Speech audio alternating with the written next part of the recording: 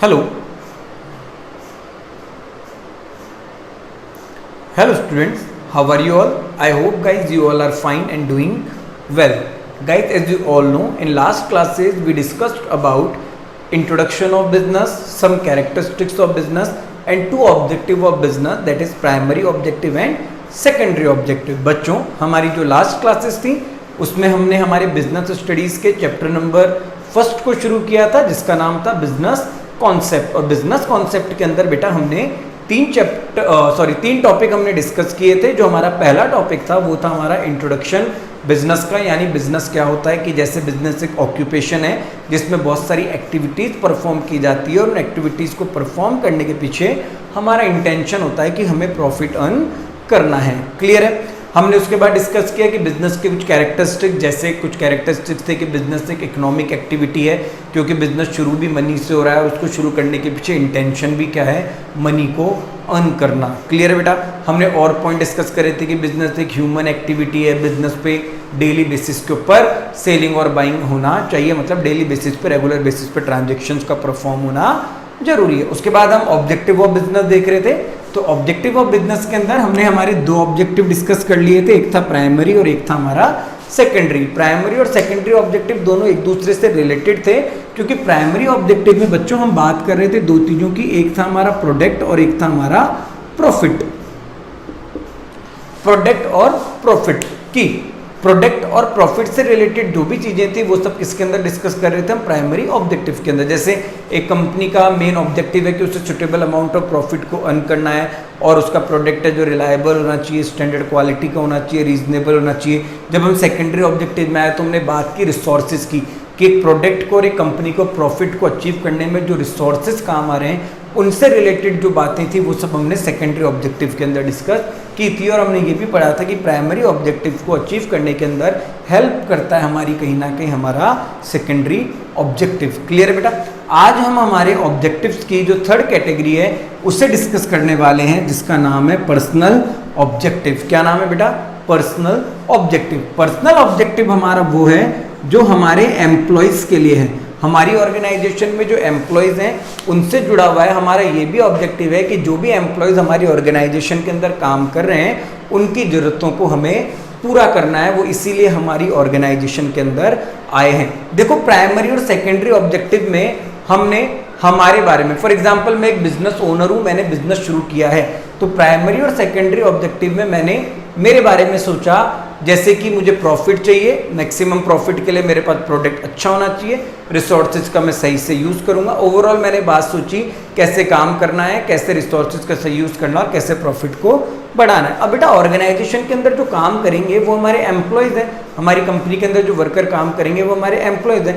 तो जो हमारी मैन पावर है, जो हमारे ह्यूमन रिसोर्सेज हैं, उनके लिए भी तो हमारे कुछ ना कुछ ऑब्जेक्टिव्स हैं। तो आज हम उन ऑब्जेक्टिव्स की बात करने वाले हैं, यानी हमारे पर्सनल ऑब्जेक्टिव्स की। और पर्सनल ऑब्जेक्टिव वो हैं जो हमारी ऑर्गेनाइजेशन के एम्प्लॉयज से, हमारी ऑर्गेनाइजेशन के वर्कर से जुड़े हुए हैं। क्लियर है? जैसे फॉर एग्जांपल कोई पर्सन आपकी ऑर्गेनाइजेशन के अंदर काम करने आया, तो वो काम करने आया तो उसका उसके पीछे कुछ ना कुछ ऑब्जेक्टिव होगा। हो सकता है उसको फाइनेंशियल नीड हो, उसको पैसे की जरूरत हो, इसलिए वो आपकी ऑर्गेनाइजेशन में आया है।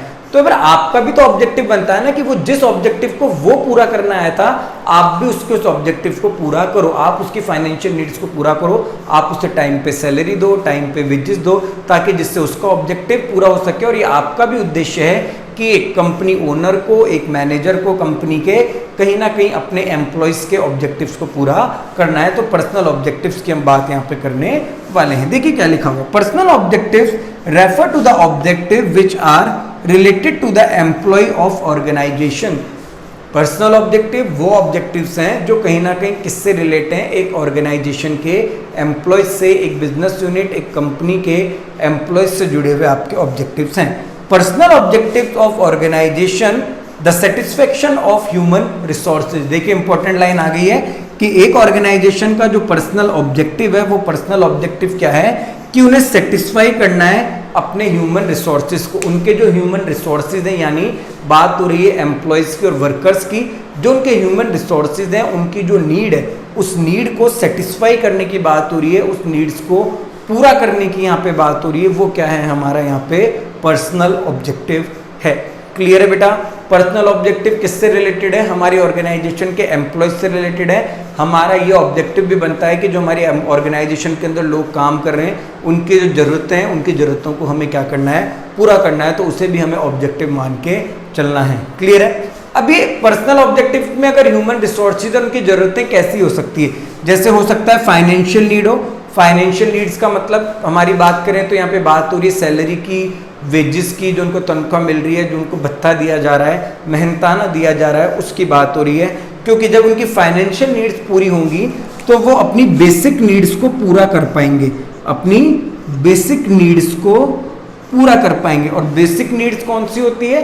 बेसिक नीड्स होती है फूड, शेल्टर और आपका क्लोथ, यानी रोटी, कपड़ा और आपका मकान। समझ आई बातें नहीं आई? जब एक ऑर्गेनाइजेशन के अंदर एम्प्लॉय काम करने आया है तो उसकी फाइनेंशियल नीड हो सकती है, यानी उसको मनी की जरूरत है जो उसको सैलरी और वेजेस के फॉर्म में मिलेगी, और उसी से उसकी बेसिक नीड पूरी होगी जो रोटी, कपड़ा, मकान से जुड़ी हुई है। तो एक ऑब्जेक्टिव आपका ये है कि आपसे जो लोग जुड़े हुए हैं ऑर्गेनाइजेशन में, जो आपके यहाँ काम कर रहे हैं, आपको उनकी फाइनेंशियल नीड्स को पूरा करना है। सोशल नीड्स, कुछ लोग ऑर्गेनाइजेशन में आए वो सोशल नीड्स के लिए भी आए। सोशल नीड्स का मतलब है सेल्फ रिस्पेक्ट, या फिर हम बात कहें सेल्फ आइडेंटिटी, सेल्फ रिकॉग्नाइजेशन, खुद की पहचान बनाने के लिए कि मैं इतनी बड़ी कंपनी में काम कर रहा हूँ, मैं यहाँ का मैनेजर हूँ, मैं यहाँ पे इसलिए जॉब कर रहा हूँ, मैं वहाँ पे हेड हूँ, वहाँ पे इस डिपार्टमेंट का मैं हेड हूँ, एचओडी हूँ, मैं उस कंपनी के अंदर काम करता हूँ। मतलब बेरोजगारी वाला थप्पा नहीं, और एक खुद की सेल्फ रिस्पेक्ट बनाने के लिए मैं इतनी बड़ी ऑर्गेनाइजेशन का हिस्सा हूँ। कई लोग यहाँ पे इसलिए भी आते हैं, तो आपको उनको वो सेल्फ रिस्पेक्ट देनी है। अगर कोई क्वालिफाइड पर्सन है, उस स्टेटस पे आना चाहता है और वो डिजर्व करता है, तो आपकी ऑर्गेनाइजेशन में आपका ऑब्जेक्टिव बनता है कि आप उनको वो पोजीशन वहाँ पे दें। जैसे फॉर एग्जांपल कोई एम्प्लॉयर वो बहुत ज़्यादा हार्ड वर्क करता है और बहुत ज़्यादा मेहनत करता है और कमिटमेंट के साथ ऑर्गेनाइजेशन के लिए काम करता है, तो आपको देखना है कि यार इतनी मेहनत कर रहा है, इतना हार्ड वर्क कर रहा है, तो कहीं ना कहीं इसकी जगह और भी ऊपर होनी चाहिए। आप उसे प्रमोशन दीजिए, आप उसे आगे बढ़ाइए, तो ये कहीं ना कहीं उसकी जो सेल्फ रिस्पेक्ट है, सेल्फ आइडेंटिटी है, रिकॉग्नाइजेशन है, वो ऑर्गेनाइजेशन के अंदर बढ़ेगा। क्लियर है बेटा। हायर लेवल नीड्स, तीसरी जो नीड्स होती है वो होती है हायर लेवल की नीड्स। यहाँ पे एम्प्लॉय बात करता है अपनी पर्सनल ग्रोथ की, अपने एक्सपीरियंस की, अपनी नॉलेज की, कि भाई मैं ऑर्गेनाइजेशन में काम कर रहा हूँ तो मैं 3 साल काम करूंगा, 4 साल काम करूंगा, तो मुझे अनुभव है।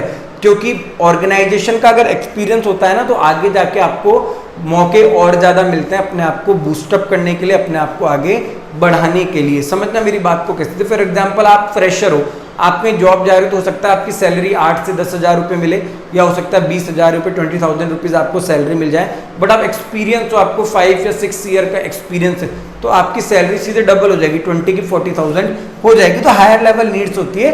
तो इन सब नीड्स को पूरा करने के पीछे जो ऑब्जेक्टिव है उसे हम क्या कहते हैं? पर्सनल ऑब्जेक्टिव कहते हैं। तो पर्सनल ऑब्जेक्टिव क्या था? पर्सनल ऑब्जेक्टिव वो था जो रिलेट है हमारी मैन पावर, हमारे एम्प्लॉयज से। और पर्सनल ऑब्जेक्टिव्स के अंदर हम ये बात करते हैं कि हमारे जितने भी रिसोर्सेज हैं उनकी सबकी नीड्स को क्या किया जाए? सेटिस्फाई किया जाए। चाहे वो नीड्स फाइनेंशियल हो, बेसिक हो, सोशल नीड्स हो और आपकी हायर लेवल नीड्स हो, सारी नीड्स को आपको क्या करना है? सेटिस्फाई करना है। यहाँ पे बात इस चीज की हो रही है। क्लियर है बेटा। प्राइमरी ऑब्जेक्टिव क्या था? वो था जो प्रोडक्ट और प्रॉफिट से रिलेटेड है। क्लियर है। सेकेंडरी ऑब्जेक्टिव वो था जो हमारे रिसोर्सेज से रिलेटेड है ऑर्गेनाइजेशन के। क्लियर है। और पर्सनल ऑब्जेक्टिव हमारा वो था जो हमारी ऑर्गेनाइजेशन के एम्प्लॉयज से जुड़ा हुआ है। अब जो हम नेक्स्ट क्लास में डिस्कस करने वाले हैं वो हमारा लास्ट पॉइंट होगा ऑब्जेक्टिव का, जिससे हम कहेंगे सोशल ऑब्जेक्टिव। अब देखो यहाँ प्रोडक्ट और प्रॉफिट और रिसोर्सेज के बारे में सोच लिया, या एम्प्लॉयज के बारे में सोच लिया। अरे अब हमें समाज के बारे में भी सोचना है। हमारी कंपनी, हमारी ऑर्गेनाइजेशन का कोई ना कोई सोशल ऑब्जेक्टिव भी होगा। उस ऑब्जेक्टिव की अब हमें यहाँ पे बात करनी है, जिससे हम नेक्स्ट क्लास में डिस्कस करेंगे। और वो हमारे ऑब्जेक्टिव्स का 4th पॉइंट होगा, जिससे हम कहेंगे social objective. I hope students आप सभी को पर्सनल ऑब्जेक्टिव तक सारे पॉइंट क्लियर होंगे। आप सभी ने काम भी कर लिया होगा कॉपी में। फिर भी अगर आपको कोई डाउट है यहाँ तक तो आप मुझसे पूछ सकते हैं, यहाँ पे कोई इशू नहीं है। Okay students, thank you.